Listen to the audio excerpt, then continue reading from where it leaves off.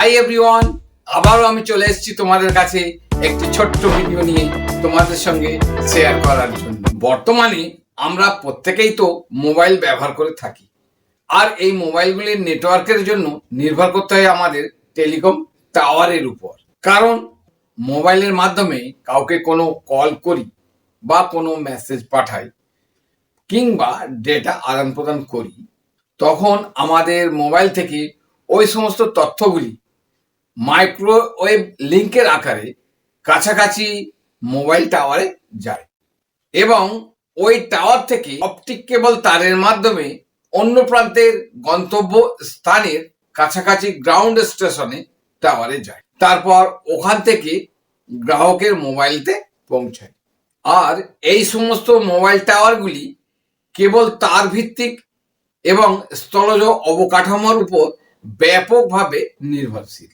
কিন্তু হয় কি, গভীর সমুদ্রের মাঝখানে বা গভীর জঙ্গলের মাঝখানে অথবা পৃথিবীর কোনো প্রত্যন্ত এলাকায় যেখানে মোবাইল টাওয়ার স্থাপন করা বা অপটিক কেবল তার পৌঁছানো সম্ভব নয়, সেই সমস্ত দুর্গম স্থানের সাথে কোনো মোবাইল নেটওয়ার্কের মাধ্যমে কোনো প্রকার যোগাযোগ করা সম্ভব হয়ে ওঠে না।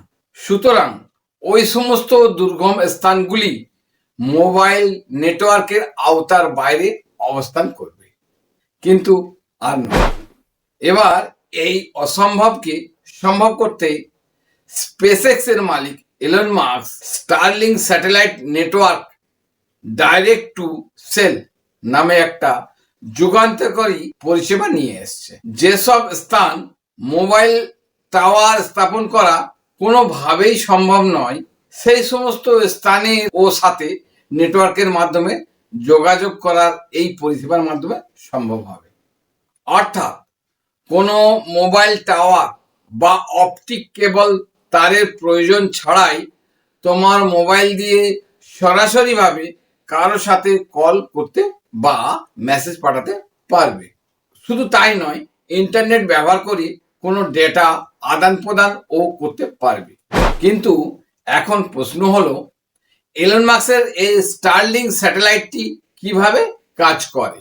সাধারণত আমরা যখন আমাদের মোবাইল থেকে কাউকে কোনো কল করি বা কোনো ডেটা পাঠাই, তখন ওই সমস্ত তথ্যগুলি মাইক্রোওয়েভ লিঙ্কের আকারে কাছাকাছি স্থলজ টাওয়ার গ্রহণ করে এবং ওখান থেকে অপটিক কেবল তারের মাধ্যমে ওই তথ্য গন্তব্যস্থলের কাছাকাছি টাওয়ারে যায় এবং ওখান থেকে গ্রাহকের মোবাইলে পৌঁছায়।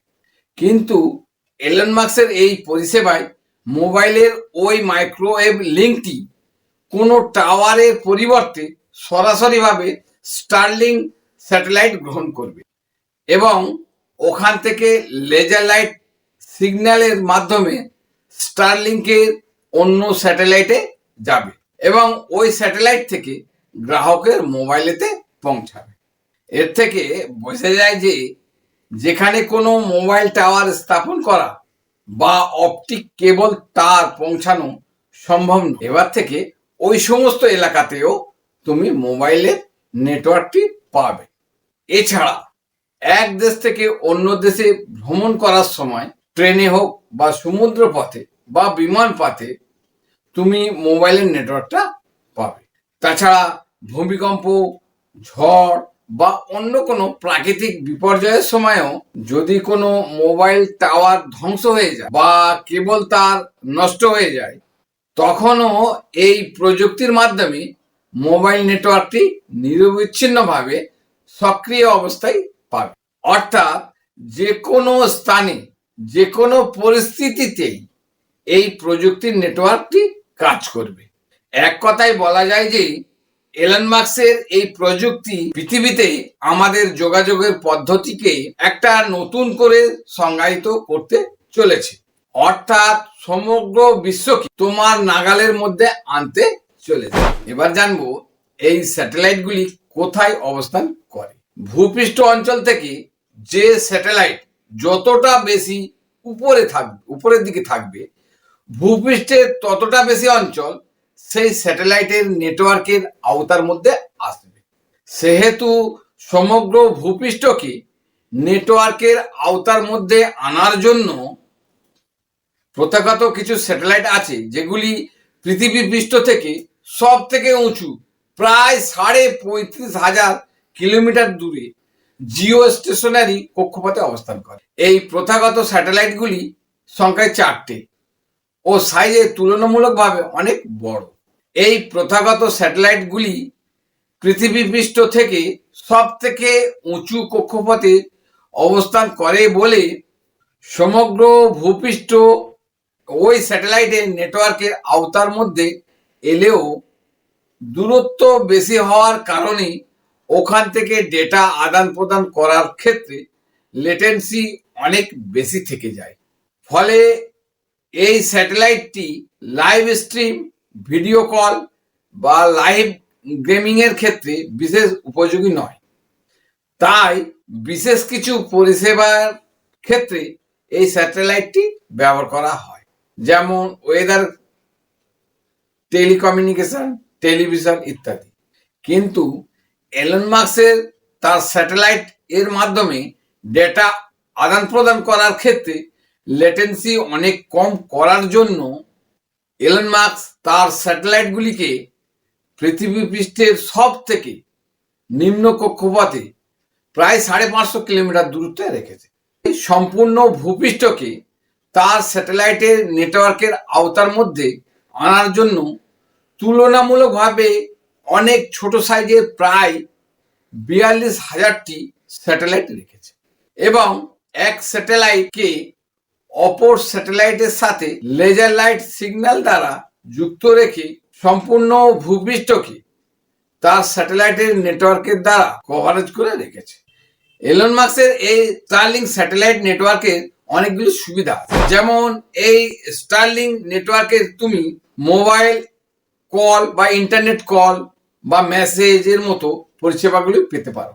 বিশ্বের যে কোনো প্রান্তে, যেখানে মোবাইল টাওয়ার থাকুক বা না থাকুক কিংবা দুর্বল থাকুক, বা যে কোনো পরিস্থিতিতে, অর্থাৎ ভূমিকম্প, ঝড় বৃষ্টিতে বা কোনো প্রাকৃতিক দুর্যোগেতেও এই স্টারলিংকের নেটওয়ার্ক সক্রিয়ভাবে থাকবে। দ্বিতীয়ত, এই স্টারলিংক স্যাটেলাইট থেকে ডেটা আদান প্রদান করার ক্ষেত্রে লেটেন্সি অনেক কম এবং নিরবচ্ছিন্নভাবে পাওয়া সম্ভব। তৃতীয়ত, যেহেতু এই নেটওয়ার্ক স্থলজ টাওয়ার ভিত্তিক নয়, সরাসরি স্যাটেলাইটের উপর নির্ভরশীল, তাই আন্তর্জাতিক ভ্রমণের সময় বা দেশের বাইরে গেলে রোমিং চার্জ কম হবার সম্ভাবনা থাকে। এই স্টারলিংক নেটওয়ার্কের অনেক সুবিধা থাকলেও এর প্রযুক্তিগত চ্যালেঞ্জ ও সীমাবদ্ধতা আছে। যেমন, যেহেতু স্টারলিংক নেটওয়ার্ক স্যাটেলাইট ভিত্তিক, সেহেতু টাওয়ার ভিত্তিক নেটওয়ার্কের মতো দ্রুত গতিতে নেটওয়ার্ক দেওয়া সম্ভব নাও হতে পারে, তবে এটা এখনো পরীক্ষাধীন অবস্থায় আছে। দ্বিতীয়ত, স্পেসএক্স এর দাবি অনুযায়ী এই নেটওয়ার্কটি বর্তমানে 4G অথবা 5G ফোনের সঙ্গে কাজ করতে পারবে, অর্থাৎ LTE সামঞ্জস্যপূর্ণ যে কোনো স্মার্টফোনে কাজ করতে পারবে। তবে সেক্ষেত্রে নতুন হার্ডওয়্যারের দরকার হতে পারে, আবার নাও হতে পারে। তৃতীয়ত, অনেক দেশে স্যাটেলাইট নেটওয়ার্কের পরিচালনার জন্য কড়া নিয়ন্ত্রণ রাখে, তবে এই নেটওয়ার্কের স্যাটেলাইটটি ওই সমস্ত নির্দিষ্ট দেশে চালু করতে আইনি চ্যালেঞ্জের মুখে পড়তে হতে পারে। তাহলে এই ভিডিওটা আজকে এই পর্যন্তই। এই প্রযুক্তি আমাদের ভবিষ্যৎ যোগাযোগ ব্যবস্থা কি আমূল বদলে দিতে চলেছে? তোমাদের এটা কি মনে হয়? এটা কি আমাদের নেটওয়ার্কের ব্যবস্থার ভবিষ্যৎ হতে পারে? কমেন্ট সেকশনে তোমাদের এই মতামতটি লিখে আমাকে জানাবে। ভালো লাগলে লাইক করো, বন্ধুদের সঙ্গে শেয়ার করো। নতুন টেকনোলজি নিয়ে আমি নিয়মিত ভিডিও তৈরি করতে চেষ্টা করব। That's all. Thank you everyone.